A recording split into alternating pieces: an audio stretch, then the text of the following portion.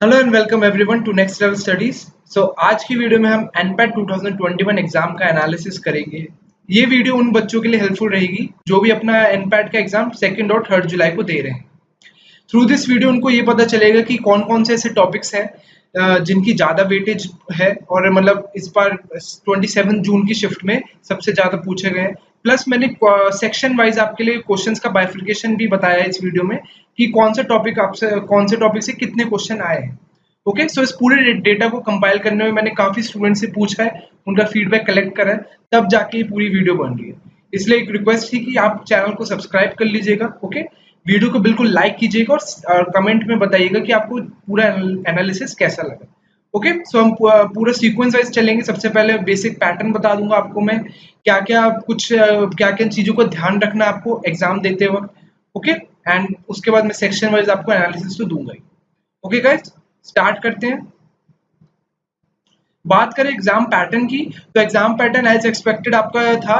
100 minutes का time था आपका कंपोजिट टाइम्स। उसमें 40 एमसीक्यूज मैथ्स के थे, 40 रीजनिंग के थे और 40 इंग्लिश के थे।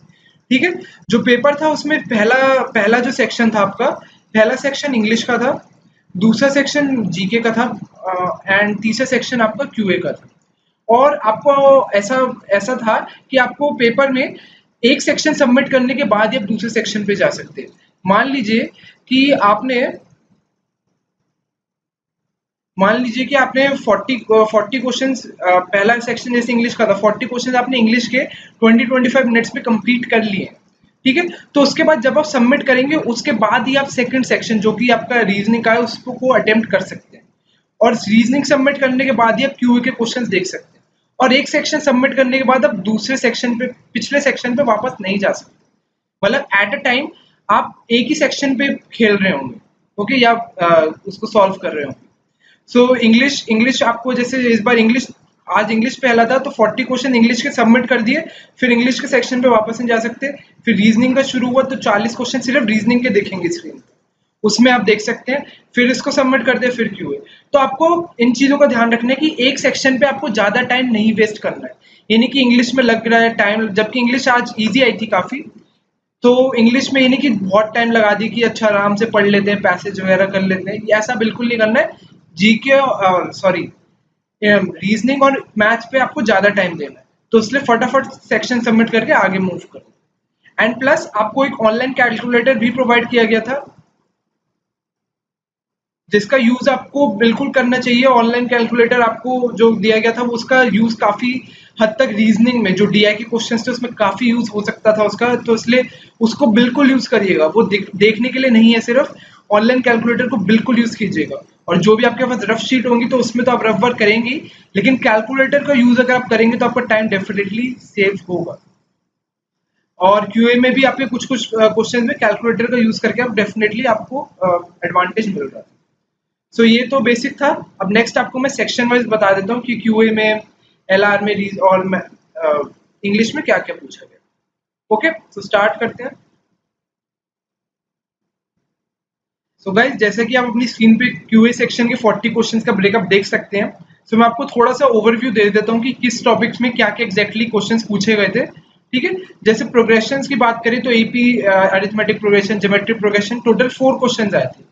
सो जैसे एक क्वेश्चन मैंने नोट्स बना रखे हैं, तो क्वेश्चन था जैसे कि सम ऑफ 12 टर्म्स और सम ऑफ फर्स्ट 18 टर्म्स, इनका रेशियो आपको दे रखा है 4:9। सो 4:9 आपको रेशियो दे रखा था और आपसे पूछा था 10th टर्म और 15th टर्म, यानी कि A10:A15 का रेशियो आपसे पूछा था। ठीक है, अगेन इजी क्वेश्चन था आपके लिए काफी, क्योंकि आपको बस फॉर्मूले लगाने थे और उससे उसके बाद सॉल्व हो जाता। विद इन वन मिनट या 1.5 मिनट आपका आराम से क्वेश्चन कर सकते थे। और उसके अलावा कुछ टाइम कंज्यूमिंग क्वेश्चंस थे, जैसा कि अरिथमेटिक प्रोग्रेशन में, ये प्रोग्रेशन में था 2 square plus 5 square plus 8 square plus ये अप टू 20 टर्म्स। सो इसका आपको सम बताना था, इसका सम क्या होगा। ठीक है, इन सब क्वेश्चंस की टेक्निक्स होती है, इसको सॉल्व करने में आपको डेफिनेटली टाइम लगेगा, या ऑप्शन से भी आप इस क्वेश्चन को कर सकते थे। अगर लास्ट 2 डिजिट्स देखते तो उससे भी, ऑप्शन से भी आप इस क्वेश्चन को कर सकते थे। ठीक है, तो ये था। और उसके अलावा अगर हम बात करें आगे, टाइम स्पीड डिस्टेंस का तो सिर्फ एक ही क्वेश्चन था, बहुत इजी क्वेश्चन था कि ट्रेन जा रही है, ट्रेन की स्पीड दे रखी थी और वो मतलब हमें टनल, वो टनल के थ्रू पास होती है, ट्रेन की स्पीड दे रखी है, टनल से इतनी देर में पास होती है, तो हमें लेंथ ऑफ टनल बतानी थी। तो अगेन ये बहुत ही इजी क्वेश्चन था। हाइट एंड डिस्टेंस की बात करें, बिल्कुल बेसिक फॉर्मूला आया था, angle of elevation 30 degree 60 degree दे रखा था, लेंथ बतानी थी पॉइंट्स के बीच में, तो बहुत इजी था। ठीक है, फंक्शंस की बात कर ले, फंक्शंस के कुछ क्वेश्चंस मैं आपको बता देता हूँ। फंक्शंस में जैसे आपसे पूछा था कि एक फंक्शन का इनवर्स पूछा था, एफ इनवर्स 1/2 ऑफ, और फंक्शन था x-2 अपॉन x-3। ठीक है, अगेन बहुत इजी क्वेश्चन था, इसकी डोमेन रेंज दे रखी थी फंक्शन की, और इसका इनवर्स निकाल के आपको उसमें 1/2 पुट करना था। तो एक ये सिंपल सा क्वेश्चन था। उसके अलावा रेंज बतानी थी, रेंज किसकी बतानी थी, रेंज बतानी थी √16 - x², इस फंक्शन की आपको रेंज बतानी थी। बहुत इजी क्वेश्चन है, ऑप्शंस देख के एकदम टिक करने वाला क्वेश्चन था। और उसके अलावा अगर एक और क्वेश्चन आपको बताऊं, फंक्शंस का एक और क्वेश्चन यहाँ पे लिखता हूं मैं, ये था कि फंक्शन दे रखा था x-1 अपॉन x+1। तो ऑप्शंस में आपसे पूछ रखा था, एफ ऑप्शंस में आपसे मतलब 4 ऑप्शन थे, उसमें से बताना था कौन सा करेक्ट है, f1/x और f ऑफ -1/x। इनकी वैल्यूज दे रखी थी 4 ऑप्शंस में, आपको बताना था कि कौन सी वैल्यू सही होगी।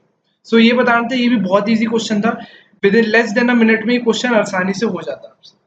ठीक है, उसके बाद स्टैटिस्टिक्स पे है, तो स्टैटिस्टिक्स में सबसे ज्यादा तो इन्होंने फोकस था, वो सारा आपका मीन, स्टैंडर्ड डेविएशन, बिल्कुल बेसिक चीजें आई थी आपकी। ठीक है, मीन का, स्टैंडर्ड डेविएशन का, मीन डेविएशन और वेरिएंस निकालने के लिए आई थी, बहुत ही बेसिक, बिल्कुल बेसिक क्वेश्चन आए थे।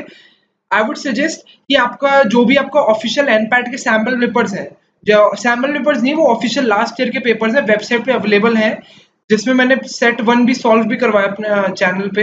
लास्ट की 2 एनपैट पार्ट 1 पार्ट 2 के नाम की 2 वीडियोस हैं, लास्ट में आई थी, उसमें मैंने एक पेपर सॉल्व भी करवाया हुआ थोड़ा सा, तो उसको भी देख लेंगे तो आपका काम बन जाएगा। 2 क्वेश्चन तो एज इट इज उठ के भी आए थे, जो हमने सॉल्व करवाया था वीडियो के थ्रू, वो उठ के भी आए थे। तो स्टैटिस्टिक्स में बहुत 6 क्वेश्चंस जो आए थे वो बिल्कुल बेसिक क्वेश्चंस आए थे।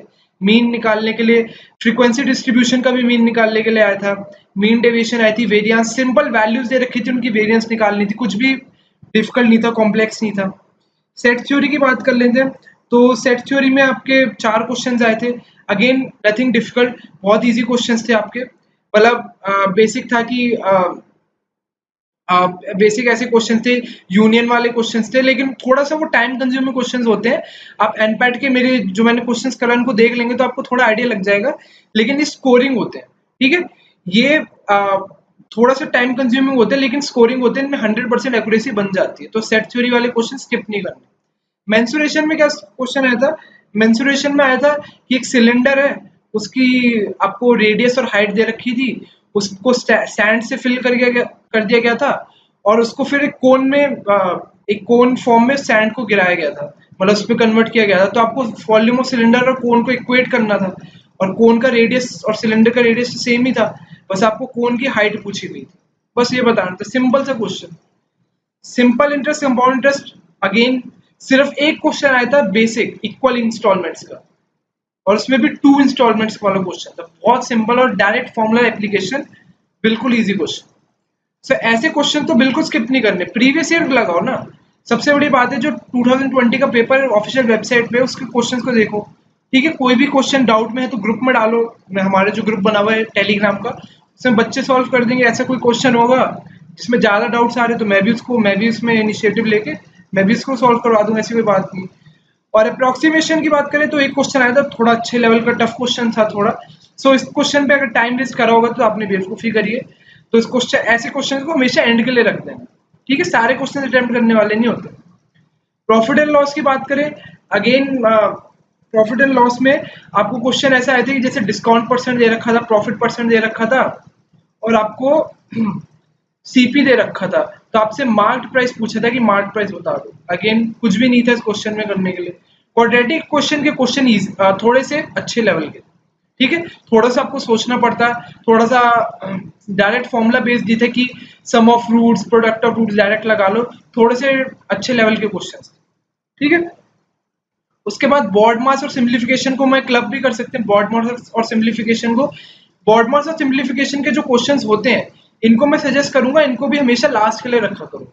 ये देखने में इजी लगते हैं लेकिन जब सॉल्व करने जाते हो तो कहीं आपने बोर्ड मास का बी मतलब ब्रैकेट या ऑफ को बाद में सॉल्व करो तो आंसर एकदम गलत आ जाता है और ऑप्शंस में ऐसे ही दे रखा होता है।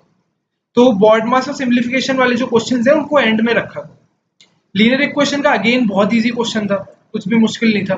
प्रोबेबिलिटी का जो एज इट इज मैंने क्वेश्चन अभी सॉल्व करवाया था वीडियो में, वो क्वेश्चन आया था।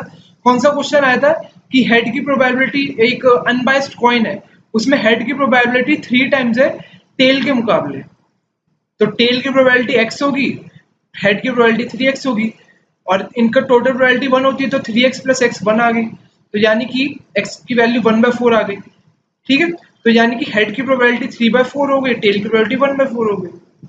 तो ये क्वेश्चन था, मतलब ऐसे ऐसे बेसिक क्वेश्चन थे, बस आपको कॉन्सेप्ट क्लियर हो तो आसानी से हो जाएगा। ट्रिग्नोमेट्री, अगेन ट्रिग्नोमेट्री जो मैंने क्वेश्चंस आपको वीडियो में करवाए थे वैसे ही, एक दो को तो वैसे ही आए थे और एक दो अच्छे लेवल के टाइप के भी आए थे। ठीक है, 2 क्वेश्चंस तो ऐसे थे, 4 में से 2 क्वेश्चन ऐसे थे जो डायरेक्ट वैल्यू पुटिंग से हो रहे थे। मतलब जैसे आपको साइन थीटा कॉस थीटा दे रखा है तो थीटा में सिर्फ 45 डिग्री डालो तो आंसर सीधा निकल के आ जाएगा और ऑप्शन में इजीली आप डिफरेंशिएट कर पाओगे। ऑप्शंस में भी आपको मतलब जैसे क्वेश्चन में थीटा में दे रखा तो ऑप्शंस भी थीटा के टर्म्स में थे, तो आप 45 ऑप्शंस में डालोगे तो ऑप्शंस भी चेंज हो जाएंगे। तो उससे आपसे आंसर एकदम से आइडेंटिफाई कर पा रहे थे, और लेकिन 2 क्वेश्चन डिफिकल्ट लेवल पे थे। ठीक है, उनको सॉल्व करने में थोड़ा सा टाइम लगता है आपको, तो वो क्वेश्चन आप एंड के लिए रख सकते हैं। Mixture allegation, again very easy question. Ratio proportion के सिर्फ थोड़ी सी बहुत कैलकुलेशन थी बट नथिंग डिफिकल्ट। ठीक है, तो कैलकुलेशन तो मैं अगेन कहूँगा जो जिसको क्यूए का पार्ट है, जिसको भी कैलकुलेशन में थोड़ी टफ लगती है उसके लिए क्यूए मुश्किल है। जिसके कैलकुलेशन आसान है, जिसको लगता है कि हो जाएगा, तो कैलकुलेशन के अलावा पेपर का लेवल इतना कोई खास नहीं था। ठीक है, कुछ कुछ टॉपिक्स की मैं बात कर लूँ, क्वाड्रेटिक हो गया, ट्रिग्नोमेट्री हो गया, और उसके अलावा थोड़े से सेट थ्योरी के 1-2 क्वेश्चन हो गए। स्टैटिस्टिक्स भी थोड़ा टाइम टेकिंग था, क्वेश्चंस का लेवल इजी था बट टाइम टेकिंग था, और बाकी यही क्वेश्चन था, और अप्रोक्सीमेशन का क्वेश्चन, ये चीजें थी थोड़ी डिफिकल्ट थी, बट आइडियली क्यूए के सेक्शन मतलब एट पार लास्ट ईयर के लेवल का था। ठीक है गाइस, आई होप ये चीज आपको काफी इंफॉर्मेटिव रही होगी। सो नेक्स्ट सेक्शन पे चलते हैं, एलआर सेक्शन पे देखते हैं वो सेक्शन कैसा आया था आपका।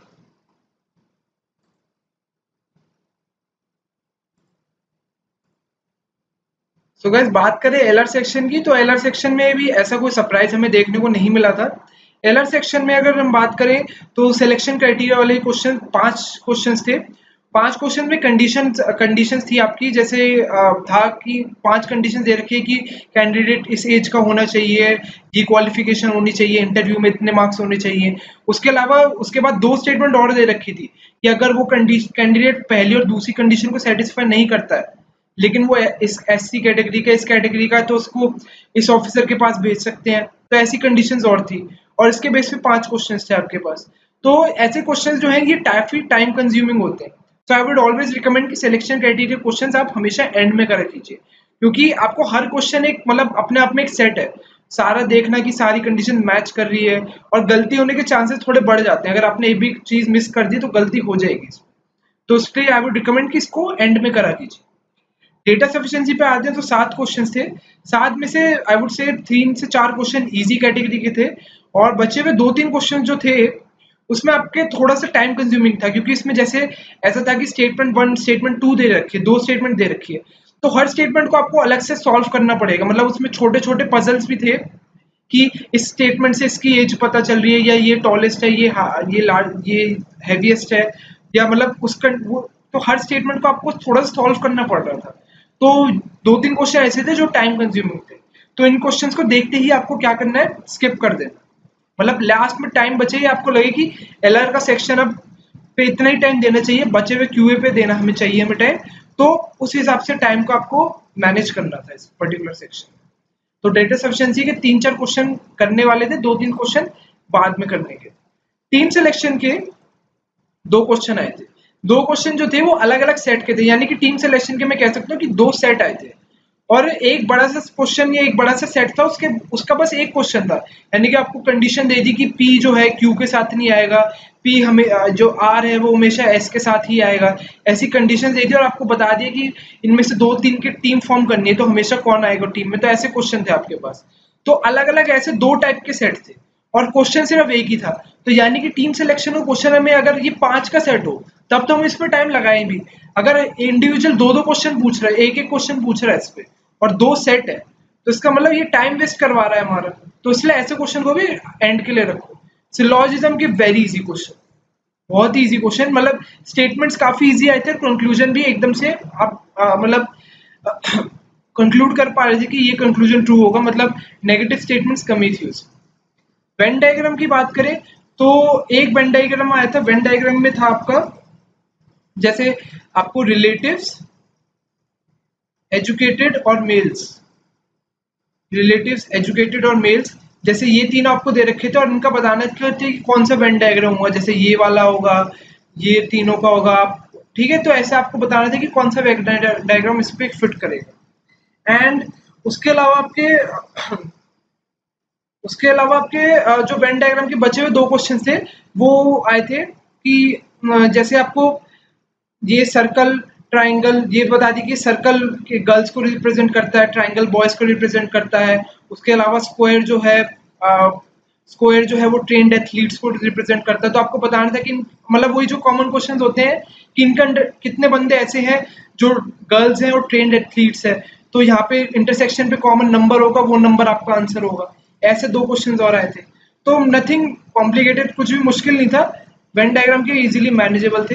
ब्लड रिलेशन का एक क्वेश्चन आया था, अगेन डुएबल था। ऑर्डरिंग और रैंकिंग, ये भी अगेन एक सेट था अपने में और सिर्फ एक क्वेश्चन आया था। तो आपको ध्यान रखना है जब भी आप ऐसा कोई बड़ा सा क्वेश्चन देखें तो देख लो कि वो एक क्वेश्चन है, ये 4-5 क्वेश्चन का सेट है। अगर 4-5 क्वेश्चन का सेट है तब तो उस पर टाइम लगा लो, ठीक है, लेकिन अगर एक ही क्वेश्चन वहां से सॉल्व हो रहा है तो उसको होल्ड पे रखो कि यार एक क्वेश्चन मुझे मिलेगा, इससे अच्छा मैं कोई ऐसा सेट ढूंढता हूँ जहां से मेरे 4 से 5 क्वेश्चन निकल जाए, ठीक है। लीनियर अरेंजमेंट था, सिटिंग अरेंजमेंट, वहां से भी एक क्वेश्चन था। तो ये एग्जामिनर की ट्रिक्स होती हैं, वो आपका टाइम खाने के लिए वो एक एक क्वेश्चन रखता है ताकि आप अच्छे से सॉल्व करो और आंसर पे टिक करो सेटिस्फेक्शन के साथ, लेकिन आपको पता चले यार एक ही क्वेश्चन है इसका। सिंबल बेस्ड था, सिंबल बेस्ड थे क्वेश्चन आपके, ठीक है। सिंबल बेस्ड की मतलब जैसे a@b का मीनिंग है कि a greater than equal to b, a is a under a star B का मीनिंग है कि आपका ए लेस देन बी है। तो ऐसे आपके क्वेश्चन थे और आपको दे रखा था कि जैसे फाइंड करो इनमें रिलेशन क्या फर्दर, तो आपको ऐसे सिंबल बेस्ड क्वेश्चन दे रखे थे, वही 2 क्वेश्चन थे, थोड़ा टाइम टेकिंग होते लेकिन डुएबल थे। मैथमेटिकल ऑपरेशन बेस्ड क्वेश्चन थे, जैसा कि इसमें आपको दे रखा था कि जैसे ऑपरेशन है 12, 9, 8, 7, तो उनके बीच में कौन से साइन लगाओ, मतलब प्लस माइनस इनटू लगाओ कि आंसर 6 आ जाए, ऐसे क्वेश्चन दे रखे थे आपको। तो मैथमेटिकल ऑपरेशंस आपको चूज करना था। विजुअल रीजनिंग के 4 क्वेश्चंस थे, थोड़ा सा अच्छे से ऑब्जर्व करने के क्वेश्चंस थे, ठीक है, लेकिन इन क्वेश्चन में एक्यूरेसी अच्छी आ जाती है। डीआई के 10 क्वेश्चंस थे, 10 क्वेश्चंस का ब्रेकअप मैं आपको बता देता हूँ। उसमें पाई चार्ट के आपके 4 क्वेश्चन थे, ठीक है। ये अगेन थोड़ा सा टाइम कंज्यूमिंग था, लेकिन 4 नंबर यहाँ से आसानी से बन जाते हैं आपके, ज्यादा कैलकुलेशन नहीं थी, डेटा थोड़ा अच्छा था, मतलब ज्यादा कैलकुलेटिव नहीं था, और प्लस आपके पास ऑन स्क्रीन कैलकुलेटर था, तो ये चीजें डीआई में आपके आसानी से काम आ जाती। 4 टेबल थे, उसके अलावा टेबल बेस्ड भी आई थी डीआई आपकी। टेबल बेस में कार्स के ऊपर था कि कार्स की मैन्युफैक्चर की 4 साल दे रखे थे, कुछ मॉडल्स दे रखे थे कार की, उनकी इतनी कार्स मैन्युफैक्चर हुई, इतनी रिजेक्ट हुई है, इतनी सोल्ड हुई है, तो वही हर साल के अकॉर्डिंग बताना था कि कितनी मैन्युफैक्चर हुई है, तो इसका कितना परसेंटेज सेल हुआ, कितना रिजेक्ट हुआ, ऐसे क्वेश्चन थे। तो 4 पाई चार्ट के थे, 4 टेबल बेस्ड थे, और बचे हुए 2 क्वेश्चन आपके लाइन ग्राफ के थे, ठीक है। लाइन ग्राफ में आपका ratio of income to expenditure दे रखा था, तो वो भी अगेन इजी था, मतलब कैलकुलेटिव था थोड़ा। एलआर थोड़ा सेक्शन में थोड़ी सी कैलकुलेशन कहाँ पे थी, एक तो आपका यहाँ डीआई में सबसे ज्यादा कैलकुलेशन थी, 40 में से 10 क्वेश्चन थे, यहाँ पे अच्छी कैलकुलेशन थी आपकी। एंड प्लस सिलेक्शन क्राइटेरिया में आपको काफी टाइम लगता करने में, डीआई में 2-3 क्वेश्चन थे, मतलब एलआर में थोड़ा टाइम कंज्यूमिंग था। अगर आप टाइम अच्छे से मैनेज कर पा रहे तो ही आप अच्छे से सेक्शन पूरा कंप्लीट कर पाएंगे, ठीक है। सो लास्ट सेक्शन पे चलते हैं, बीए सेक्शन पे।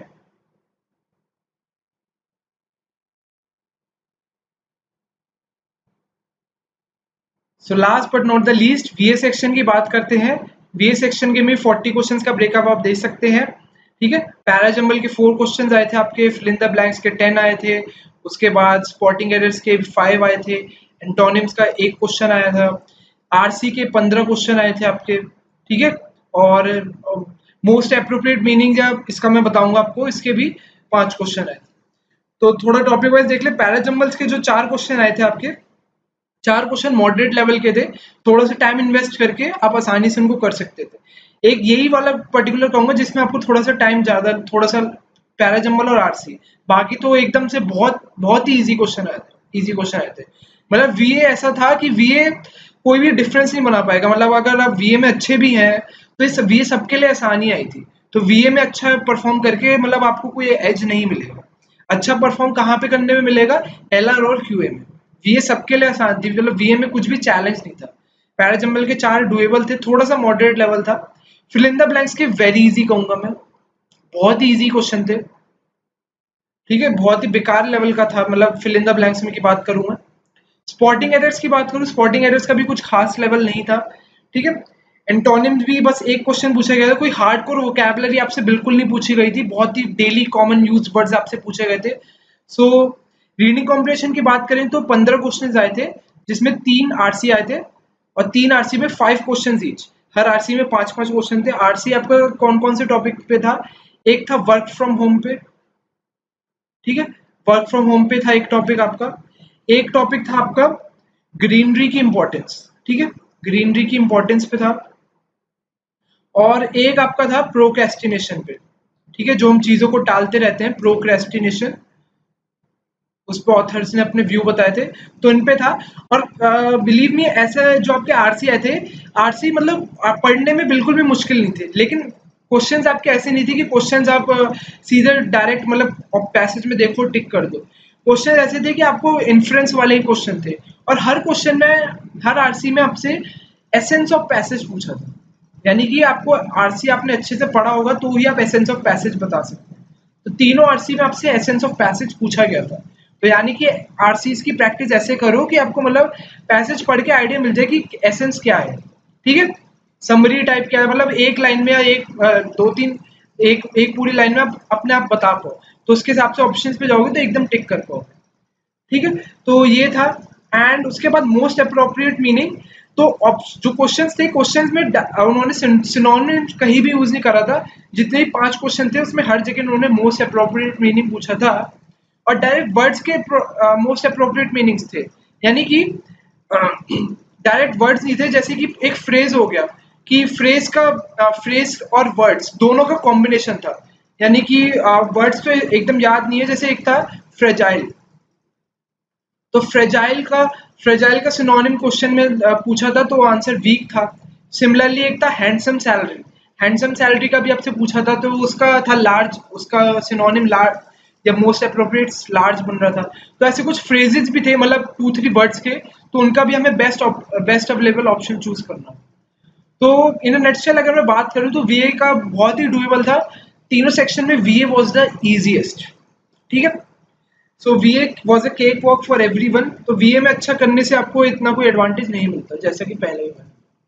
और अगर अब मैं ओवरऑल पेपर की बात करूं, तो ओवरऑल पेपर में आउट ऑफ 120, अभी मैं आपको एक्सपेक्टेड कट ऑफ जैसा कुछ नहीं बताऊंगा, और आई वुड से कि आप कमेंट्स में ना ही पूछे कि एक्सपेक्टेड कट ऑफ क्या है, गुड स्कोर क्या रहेगा, तो अच्छा ये, क्योंकि अभी हमने सिर्फ डे 1 का पेपर हुआ है, ठीक है। आपका जो कट ऑफ या फिर वो बनेगा वो मतलब तो अभी दोनों शिफ्ट्स के भी पेपर, 2 जुलाई 3 जुलाई का पेपर भी हो जाए, तो उसके बाद एक्सपेक्टेड स्कोर या एक्सपेक्टेड कट ऑफ की अगर हम बात अच्छे से करेंगे तो मैं वो ज्यादा अप्रोप्रिएट रहेगा।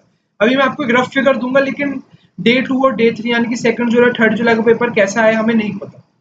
सो आई वुड से कि अभी इतना आपको अच्छे से बताना मुश्किल ही रहेगा, लेकिन पेपर का लेवल देखते हुए मैं एक रफ आइडिया बिल्कुल देना चाहूंगा आपको। Out of 120 I would say कि a good score for NMIS Mumbai, so उसके लिए 80, 77 या फिर इसको कह लो कि 77 टू 83, 77 टू 83 का स्कोर एक गुड स्कोर माना जाएगा, ठीक है। उस हिसाब से आपको अटेम्प्ट्स भी थोड़े अच्छे करने पड़ेंगे, तब जाके आपका स्कोर 77 टू 83 बन जाएगा। और क्वेश्चन ऐसे भी नहीं होंगे कि आपको स्किप ज्यादा करने पड़ेंगे, क्वेश्चंस को आप गो थ्रू करेंगे जब आप पेपर में, तो आपको लगेगा कि यार क्वेश्चन तो ये वाले तो हो जाएंगे, बीए में तो साफ लगेगा कि यार क्या क्वेश्चन देती है, ये कोई पेपर है बनाने की। सो ये था, यही स्टूडेंट से मुझे एक्चुअल में बताया, तो वही मैं आपको बता रहा हूँ। मैथ्स का मैंने आपको बता दिया, एलआर का बता दिया मैंने, वीए का बता दिया। और अगर और भी कुछ मेरे को मैथ्स का या एलआर के कुछ क्वेश्चन स्टूडेंट्स देंगे तो उसके लिए भी मैं एक वीडियो बना दूंगा। ओके गाइस, सो चैनल को सब्सक्राइब बिल्कुल कर लीजिएगा, वीडियो को लाइक बिल्कुल करिएगा और कमेंट से बताइएगा कि आपको एनालिसिस कैसा लगा। ठीक है, so that's it guys, next video में मिलते हैं। और 2 और 3 जुलाई के एस्पिरेंट्स को बेस्ट ऑफ लक मेरी तरफ से। Okay, bye.